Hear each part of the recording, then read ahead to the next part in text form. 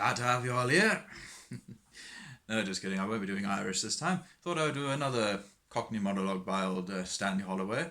So this particular one is the Magna Charter.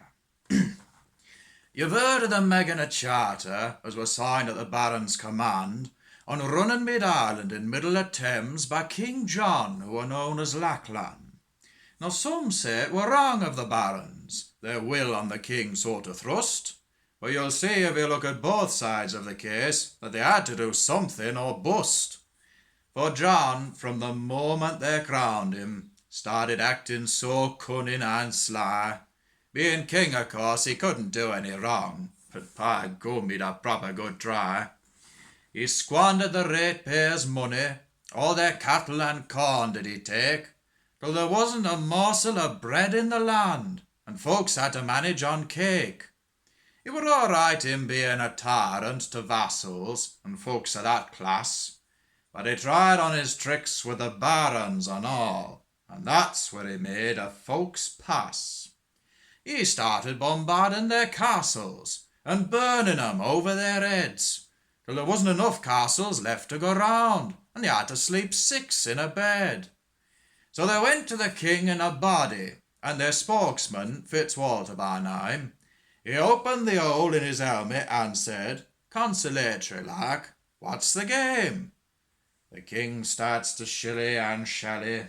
He sits and he haws and he hums, till the barons enraged started gnashing their teeth, and them with no teeth gnash their gums.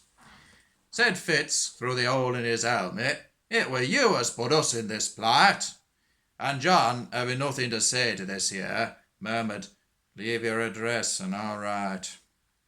This angered the gallant Fitzwalter, and he stamped on the floor with his foot, and was starting to give John a real ticking off, when the hole in his helmet fell shut. "We'll get him a Magna Charter," Fitz said when his face he had freed. "That's right," said the barons, "and if one's not enough, get a couple and happen they'll breed." So they set about making a charter, and when that finished they got it drawn up. It looked like a paper on cattle disease, or the entries for Waterloo Cup. The next day John, all unsuspecting like, and having the afternoon free, to running mid-Ireland had taken a boat, and were having some shrimps for his tea. He had just pulled the head off a big un, and he were pinching its tail with his thumb, when up came a barge load of barons who said, "We thought you'd be here, so we've come." When they told him they brought Magna Charter, the king seems to go kind of limp. But minding his manners, he took off his hat and said, "Thanks very much, have a shrimp." "You best sign at once," said Fitzwalter. "If you don't, I'll tell thee for a start. The next coronation will happen quite soon, and you won't be there to take part." So they spread charter out on tea table, and John signed his name like a lamb. His writing in places were sticky and thick, through dipping his pen in the jam. And it's through that there Magna Charter, as were made by the barons of old, and in England today we can do what we like, so long as we do what we're told.